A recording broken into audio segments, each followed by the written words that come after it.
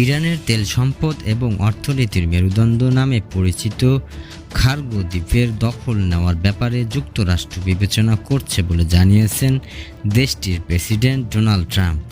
গতকাল রোববার ব্রিটিশ দৈনিক ফিনান্সিয়াল টাইমসকে দেওয়া এক সাক্ষাৎকারে এই ব্যাপারে কথা বলেছেন তিনি।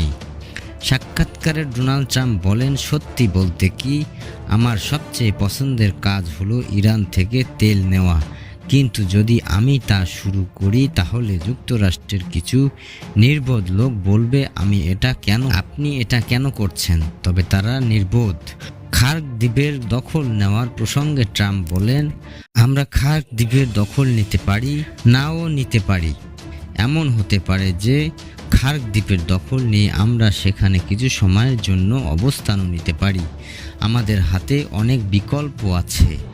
খার্গ দ্বীপের ইরানের প্রহরা ও প্রতিরক্ষা ব্যবস্থা সম্পর্কে প্রশ্ন করা হলে ট্রাম্প বলেন, আমার মনে হয় না খার্গ দ্বীপে ইরানের আর কোনো প্রতিরক্ষা ব্যবস্থা কার্যকর আছে।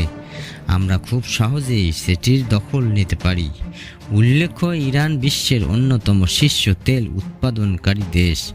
বিবিসির তথ্য অনুযায়ী ইরানের খনিগুলোতে মজুদ তেলের পরিমাণ কমপক্ষে 208.6 বিলিয়ন ব্যারেল, যা বিশ্বের মোট মজুদের প্রায় 11.82%। ভেনেজুয়েলা ও সৌদি আরবের পর এটি বিশ্বের তৃতীয় বৃহত্তম তেলের মজুদ।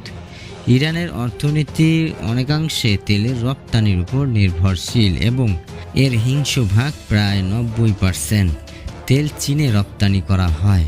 অন্যদিকে পারস্য উপসাগরের ইরানের উপকূল থেকে 26 কিলোমিটার এবং হরমুজ প্রণালী থেকে 483 কিলোমিটার উত্তর পশ্চিমের অবস্থিত 5 বর্গমাইল আয়তনে খার্গো দ্বীপ ইরানের জ্বালানি বাণিজ্যের প্রাণ হিসেবে পরিচিত।